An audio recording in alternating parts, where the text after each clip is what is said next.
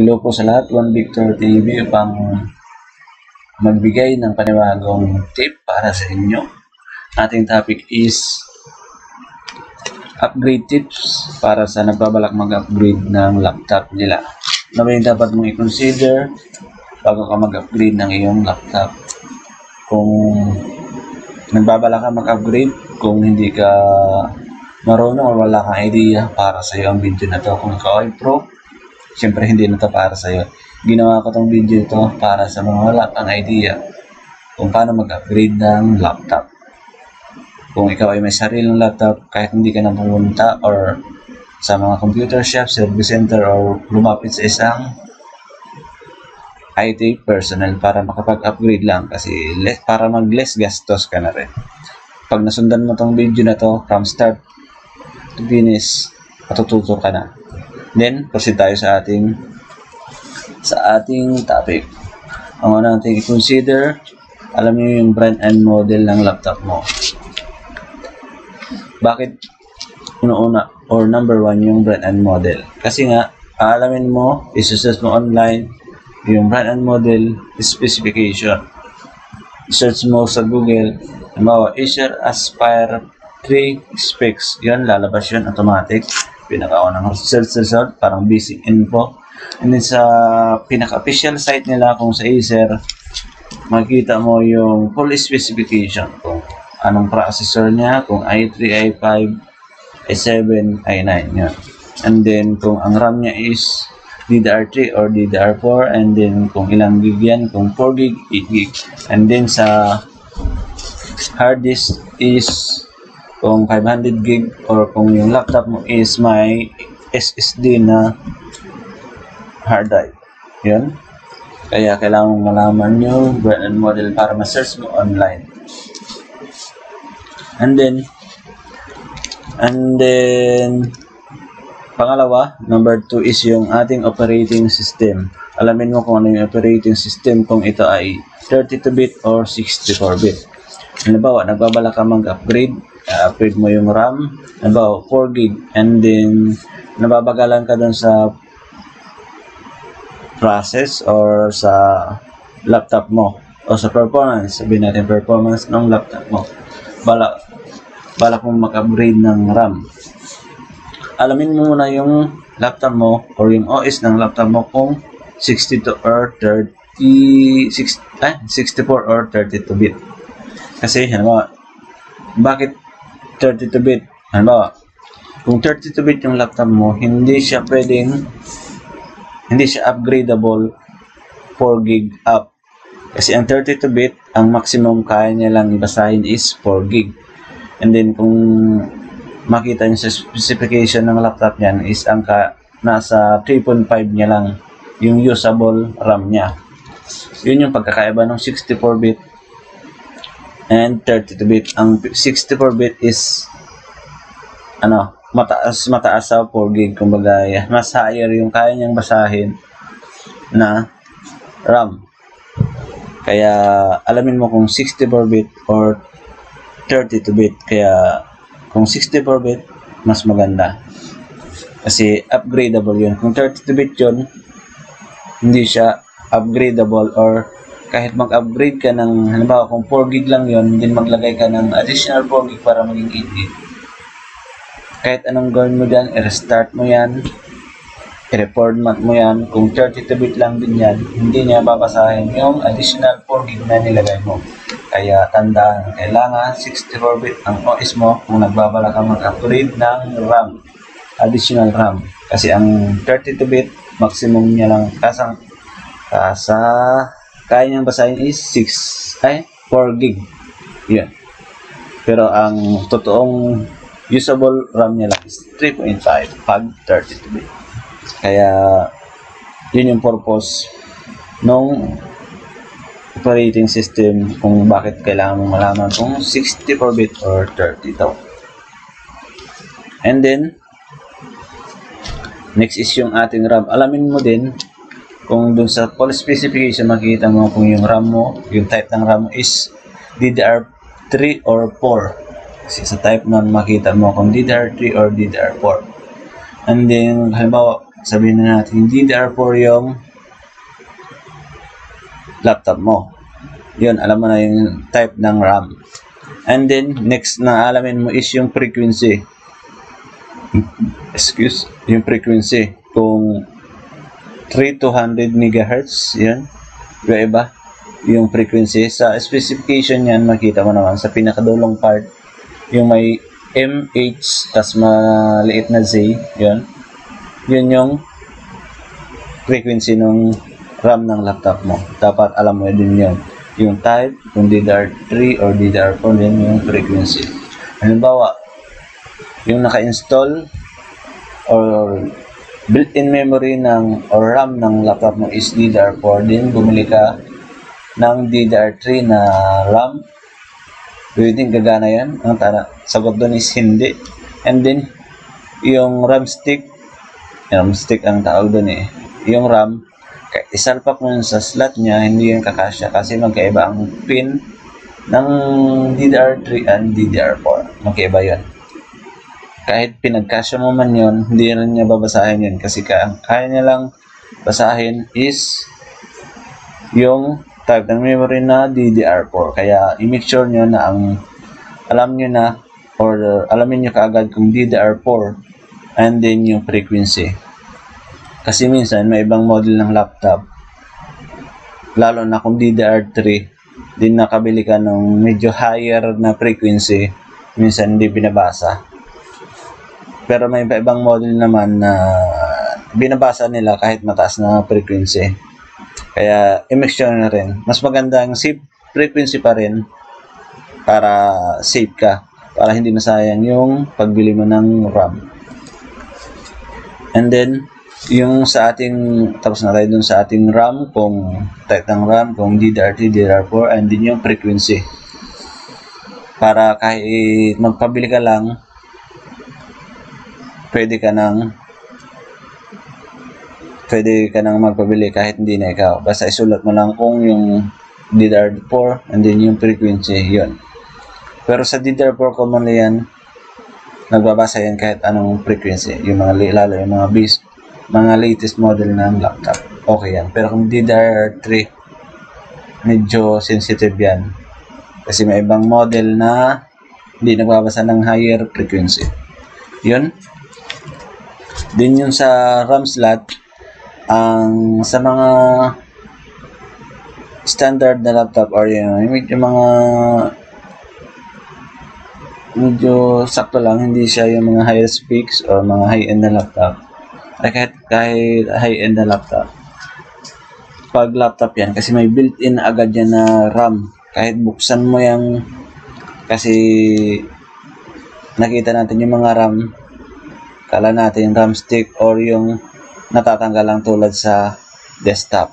Sa laptop kasi may built-in RAM na yan. Pag bumili ka ng bago, wala yung RAM na yung natatanggal, yung stick built-in yan. Kaya huwag kang magtaka kasi kahit anong hanap mo ng RAM na yung natatanggal, wala yun kasi nga naka-built-in. Din, alam mo din yung slot ng laptop mo. Halimbawa sa laptop mo 4GB, din maglalagay ka ng additional 8GB. Din sa laptop, alamin mo din kasi sa laptop may specification din na pwede mo ring may specification din na halimbawa yung first slot niya isang kaya niya lang basahin is 4GB and then 4GB lang yan sa isang slot. Meron din yung sa isang slot, meron din yung may mga high-end na laptop kaya niyang basahin ng sabay yung 8GB. Halimbawa, bili ka ng isa RAM, makakabili ka ng 4GB and then makakabili ka ng 8GB na isa lang stick lang na RAM. Pwede rin 4GB, dalawang TIG. Para maging 8GB yung dalawang 4GB. Meron din isa lang yung combination. Yun nga, isa lang, 8GB lang. Pero may laptop na hindi niya kayang basahin ng sabay yung 8GB. Kaya may design na laptop na 4GB lang. Kaya kung may dalawang slot yan, pwede ka maglagay ng dalawang TIG 4GB na RAM. Para kung gusto mong mag-additional 8GB, Yun. Alamin mo kung ilang slot meron yung laptop mo. Pwede mong buksan or I think sa specification din nakalagay kung ilang slot, pero pwede mo rin i-make sure buksan mo yung laptop mo kung ilang slot. Kung halimbawa 4 gig yung built-in, then balak mong maglagay ng additional 4 gig, common yung mga laptop niyan is may mga additional or may mga available 1 slot na RAM. And then sa mga high-end naman, may mga high-end na laptop, may dalawang available na RAM slot. Kaya ang bilang nun is 3 RAM ka na. Kasi nga yung isang built-in and then 2 RAM slot. Na may 2 RAM slot ka para pwede ka maglagay ng additional 2 para kung gusto mo mag-upgrade ng 4 gig to 4 gig to 12, mag-additional ka ng 2 4 gig kasi nga may 2 slot. Yun ang purpose ng slot. Or pwede ka rin mag-upgrade ng 8 gig kasi may nabibili namang 8 gig. Yun. Then next tayo is yung hard disk. Kung mag-upgrade ka ng hard disk, okay lang din. Kung sa pag-upgrade pala ng hard disk, okay lang kahit 64-bit ka or 32-bit ka. Walang kaso yun. Or hindi yan conflict kung ang OS mo is 32 or 64. Hindi tulad kung RAM, kailangan i-consider mo na 64-bit ang bibilhin mong or ang OS mo. Or kung halimbawa yung RAM or yung laptop is 32-bit and then ang RAM built-in RAM or ang RAM niya is 2 gig lang, pwede yun. Pwede ka mag-additional or pwede mong palitan or mag-upgrade ka ng 4 gig. Okay kaya yun. Okay yun kasi nga ang maximum na kayang basahin ng 32-bit is 4 gig. Kaya upgradable pa rin pero maximum 4 gig lang. Yan yung purpose nun. And then sa hard disk naman, kung 500 gig and then nalilitan ka na sa space ng iyong hard disk, pwede ka maglagay ng 1 terabyte pataas. Yun. And then sa hard disk pala, kung gusto mo lang mag-upgrade ng space, pwede kang mag-additional or i-replace mo o magpalit ka ng 1 terabyte kung puno na yung 500 gig mo. And then kung gusto mo namang bumilis, ang dapat mong ipalit is SSD o solid state drive. Ang technology ng solid state drive or SSDs gaya ng flash drive or SD card. Bakit ko na para i-simplify ko lang.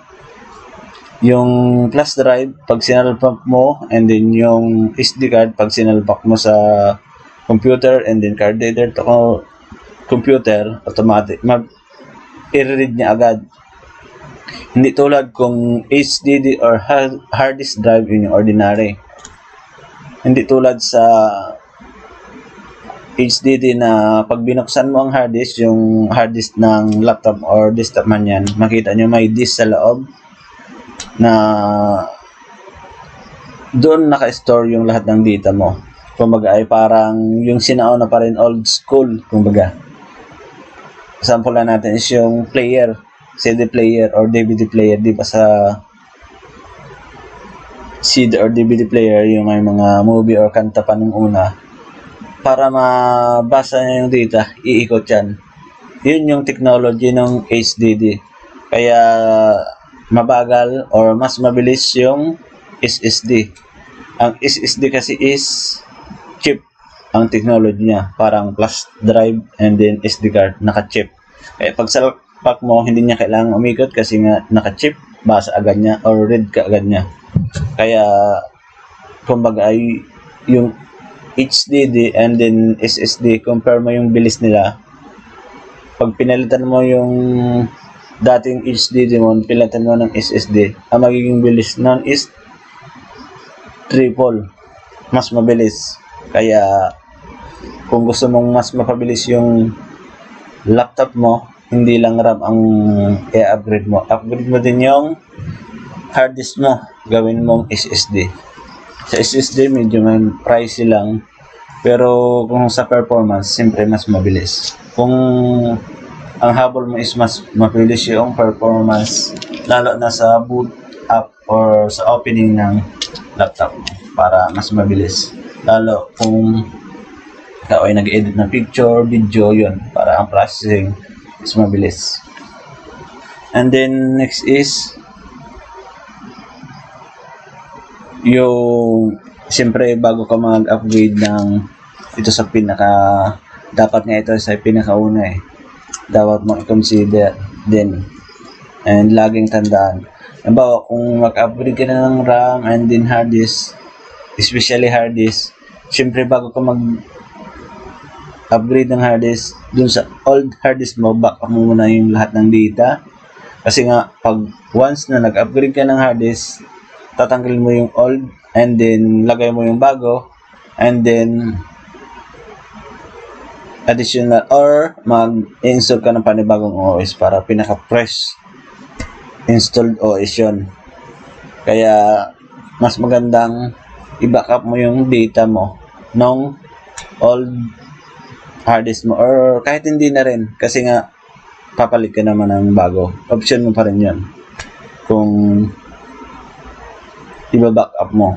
Pero mas maganda may backup ka in case magloko yung hard disk mo na old.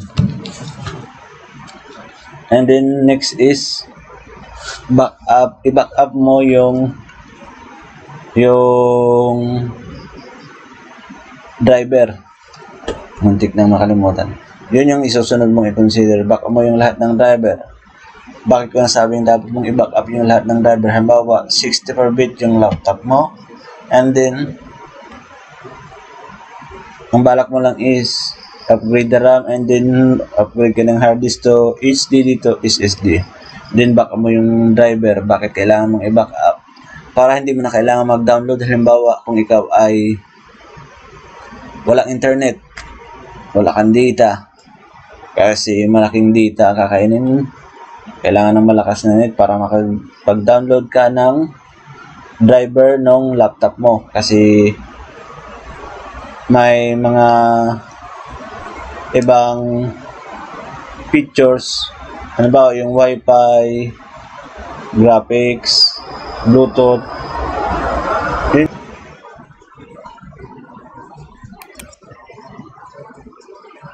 Hindi yun gagana pag wala yun. Kaya para hindi hassle sa'yo, hindi mo na kailangan mag-download, mas maiging i-backup mo na yung lahat ng driver ng laptop mo. Yun yung advantage na pag binabackup mo yung driver ng laptop mo para hindi mo na kailangan mag-download pa. Kasi kung nasa 200 gig, yan yung sa mga 100 gig, ay 200 gig, 100 MB to 200 MB, yan, siyempre kakain pa yun ng oras kung ilang minuto pa yan or kung medyo mabagal-bagal ang net, aabutin ng oras. Kaya para hindi hassle, i-backup mo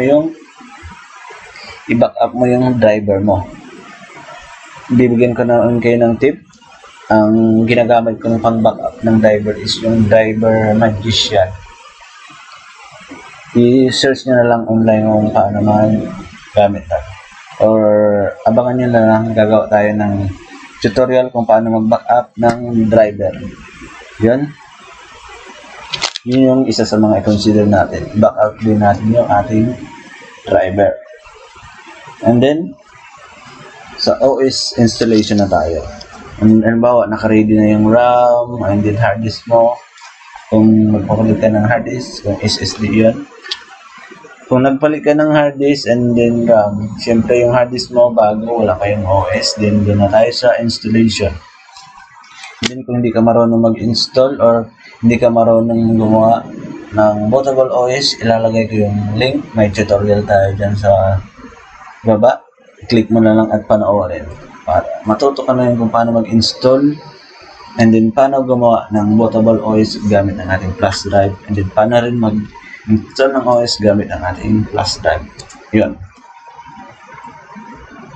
And then Gaya ng sabi ko, ang install mo na OS ay 64-bit dapat. And then, dun sa OS installation, alamin mo din na kung yung laptop mo is may mga driver din. Halimbawa, may mga driver siya. Halimbawa, kung yung laptop mo is 32-bit, ito lang ay kung 32-bit. Kung 64, okay lang yan. Kasi ibabackup mo lang yung driver mo.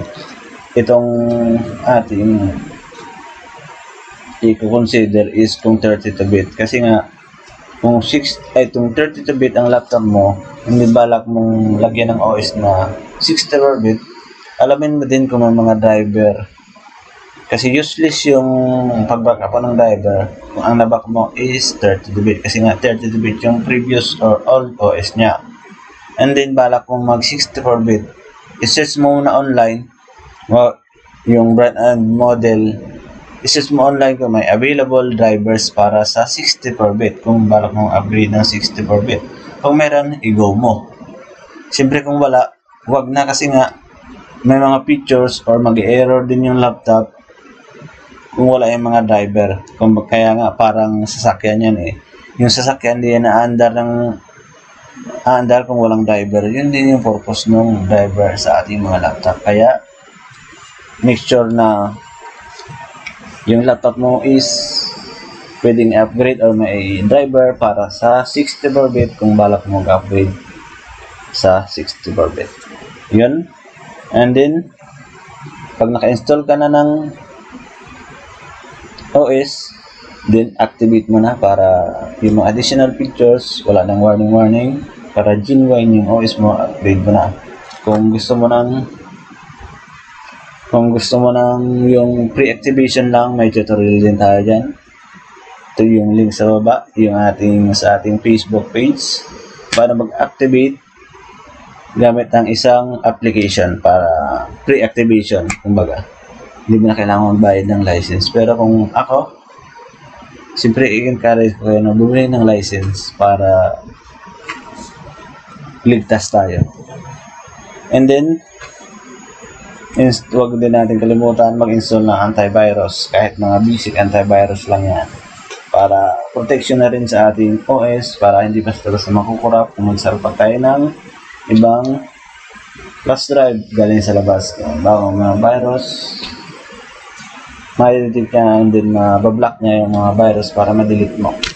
And then may built-in antivirus naman yun, yung ating Bitdefender. No, ayan. Yung Windows Defender, yan. May built-in antivirus, yan. Automatic yan naka-off. Kumbaga, basic protection lang yan. Kaya kailangan mo din ng antivirus para mas safe yung data mo or document, files, din OS mo. And then,